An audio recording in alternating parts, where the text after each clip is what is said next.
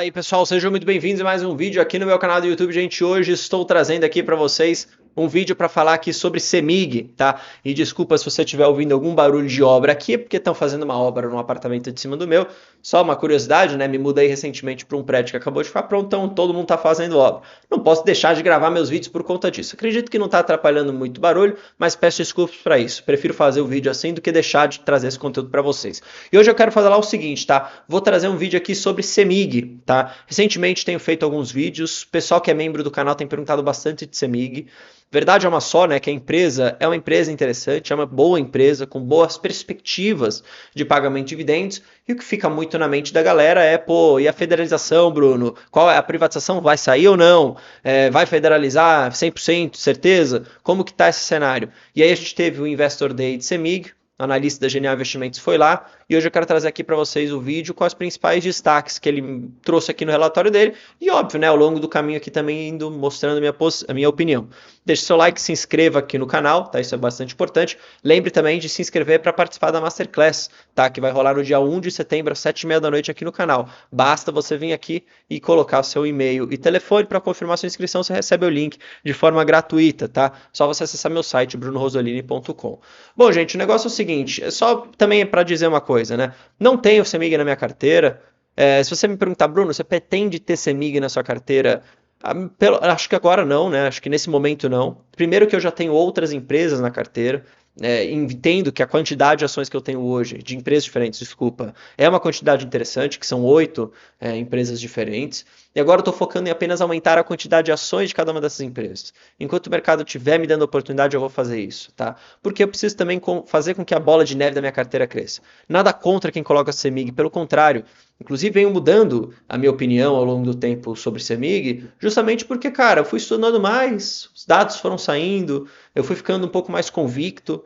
E aí, até um cara que eu considero uma idiotice absurda, para ser sincero, no vídeo passado falou: ah, pô, você mudou a sua opinião sobre CEMIG? Caramba, hein? Tipo, como se fosse ruim eu mudar a opinião. Então ele preferia que eu tivesse uma opinião sobre algo que eu estava errado, que não era uma tese de certeza. Entendeu? Então, cara, eu acho que vocês deveriam ficar felizes assim quando eu faço os vídeos e falo, ó, gente, mudei minha opinião, tava pensando errado. Eu não sou dono da verdade aqui, posso errar também. Já errei várias vezes, vou errar mais vezes também. O importante é que eu consigo ir ao longo do tempo com a análise mudando a minha opinião sobre as coisas. E eu não tenho CEMIG. Então, assim, se eu mudei minha opinião e agora passo a gostar, ótimo, porque pode ser uma empresa que entra na minha carteira. O problema é se eu faço uma análise errada e saio querendo ser emocional, comprando as coisas, que não é o caso, tá? Eu sempre demoro, inclusive, para colocar ações na minha carteira. Às vezes o pessoal fala até que eu demorei e paguei mais caro, mas eu prefiro ter convicção sobre isso. Então, muito cuidado também com esse comportamento meio muito sardinha, assim. Ah, não posso mudar minha opinião sobre nada. Se eu não tenho na carteira, é onde eu mais posso mudar ainda, porque eu não estou perdendo nada, entre aspas, entendeu? Enfim, só para comentar sobre isso. Então, tenho ficado mais otimista com o CEMIG, acho que os resultados têm provado isso. Existia aquele risco de federalização que eu tinha comentado no passado, mas agora esse risco acaba meio que ficando meio por água abaixo, tá? Aqui no relatório, o analista fala um pouquinho sobre isso, tá? Olha só que interessante. Privatização, sai ou não? A diretoria segue defendendo no cenário de transformação em uma corporation, ou seja, sem um controlador definido, que no caso hoje é o Estado.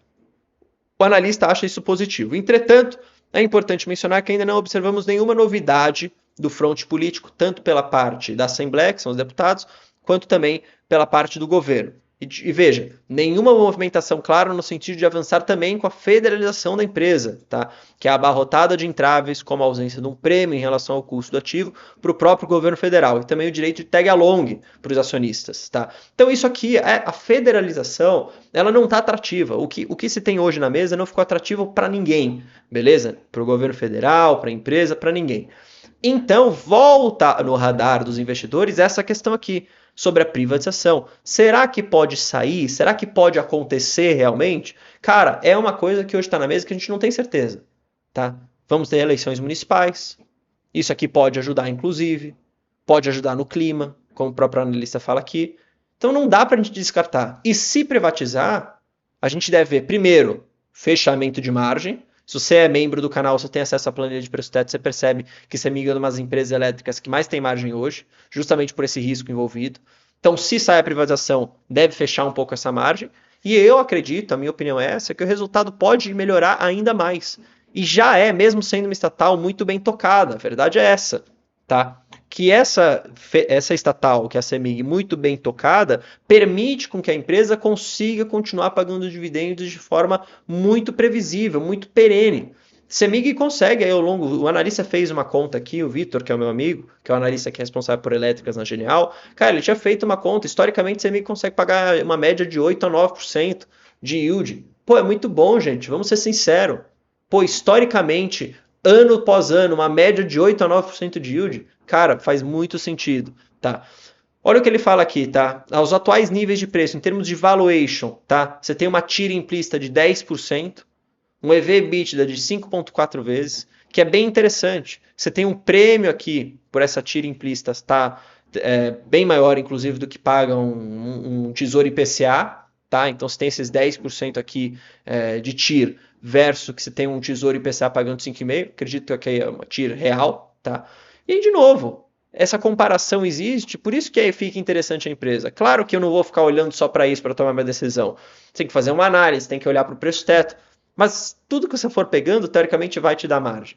O que o analista fala aqui é uma coisa interessante, ele prefere ainda a Eletrobras, por achar que tem mais margem de segurança, tá? Com prazo médio, concessões mais entendidos e com gatilhos de curto prazo, tá?